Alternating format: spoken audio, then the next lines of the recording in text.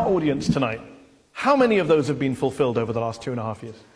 True, as you say. The perception out there is that the administration is quite unpopular, nothing uncharacteristic of any administration 2 years after an election, especially an administration that came into office in the backdrop of a very dilapidated economy with very many promises, as you said, but I can assure you that will change in due course. The implementation of a manifesto is page by page, chapter after chapter. But you haven't implemented it. That's the problem. It is being implemented. How many of the 281 promises have been implemented? I'll not give you a straight answer of 2 or 10 or 200, but I'll tell you... You're the first politician who said to me, I will not give you a straight answer, just bluntly. I can give you an answer.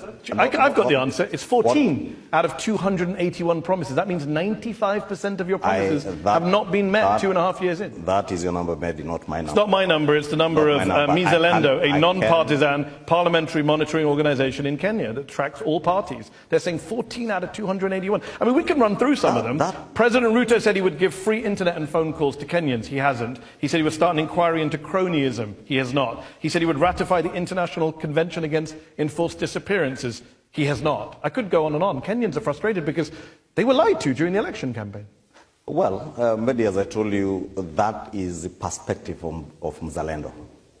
And that is the attack. Well, has he ratified the International Convention Against Enforced Disappearances? We have ratified very many international conventions. But has he ratified the International Convention Against Enforced? He said he would do it straight as he comes to power. It's been 2.5 years. He could do it with a stroke of his pen. Why has he not done it? He is yet to ratify, but it is work in progress.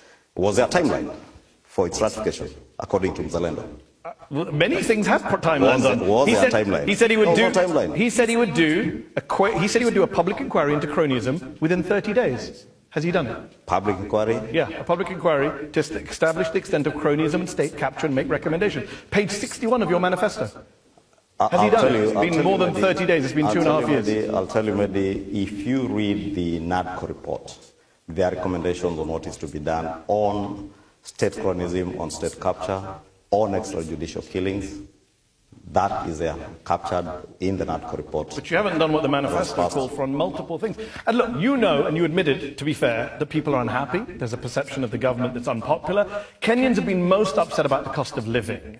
And yet, when thousands of young Kenyans took to the streets in protest of your government last year, the finance bill, your government opened fire on them, killed them, forcibly abducted and disappeared them. How do you justify such a violent crackdown on your own citizens in a democracy?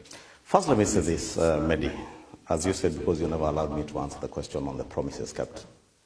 I told you the manifesto is being implemented chapter after chapter, right from housing to the cost of living that you're speaking about.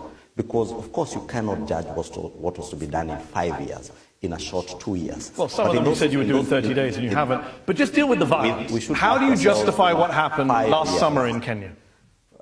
Now I'm coming to that. You said the cost of living. I can tell you what we've done with the cost of living, from the subsidizing of production rather than subsidizing consumption, as we promised in our campaigns.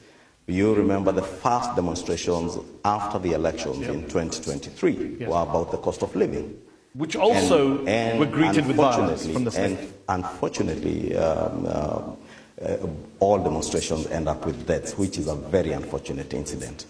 And it is not true that people demonstrate and you open fire. It is just the nature of what happens with our demonstrations, where they turn violent and the police have to intervene. And let me say at this point, it's not just unfortunate. We all regret the loss of life during the 2022 demonstrations and even the demonstrations of June last year.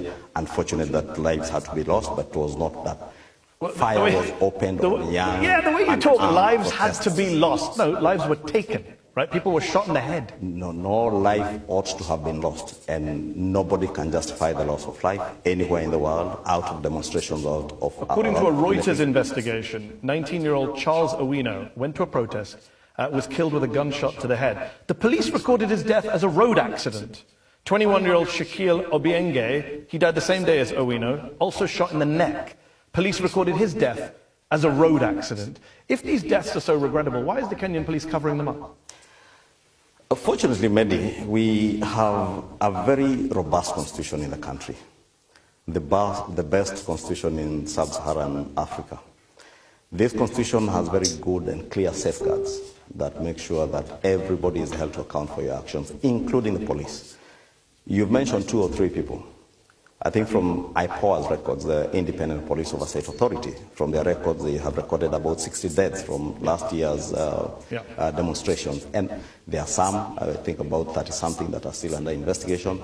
They have dismissed some after close the files after investigation. Therefore, I can assure you, the police may, even somebody within the police force may desire to tell our audience tonight, how many Kenyan police officers in the country will not allow you to You come say around. that, this is great rhetoric. How many police officers in Kenya have been prosecuted for their role in the violence in 2023 or 2024? Can you tell us how many? I'll tell you from the last year's demonstrations, 3 are already in court.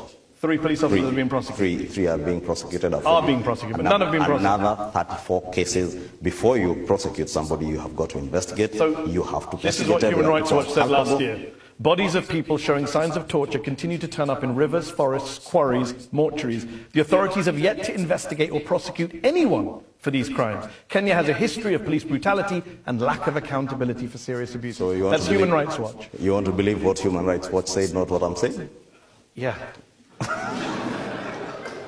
Because I'm going to believe a human rights group over a politician who started by saying, I won't give you straight answers. It is their take, Mehdi. It is their take. And I didn't come here to give their take. I came here to give my take and the perspective. So they're wrong, you think? The police officers are being held to account? They are wrong because the police officers must be held to account. But they haven't been. And that is why we have institutions that will hold them to account. So what you said today about the deaths sounded good. You said it's regrettable, there should be no loss of life. That's what you say here. What you say in Kenya is a little bit different. This is what you said in December about the abductions of young people. You said that they're a way for people to basically rig-con the system. You said these people, quote, they're not really abducted, you said, quote, they're locking themselves in Airbnbs with their girlfriends and hiding.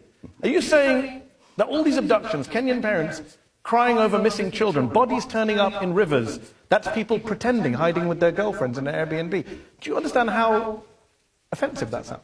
Mehdi, I was speaking in Bungoma County, and the context was the clamor for, there was the misconception that every other abduction in the country was being perpetuated by security agencies. But what I said is that we have laws in the country that people who are construed to have broken the law in terms of the Computer Misuse and Cybercrimes Act, if they are found culpable, the DCI or the police should and must arrest them and take them before courts of law, because that is what they deserve.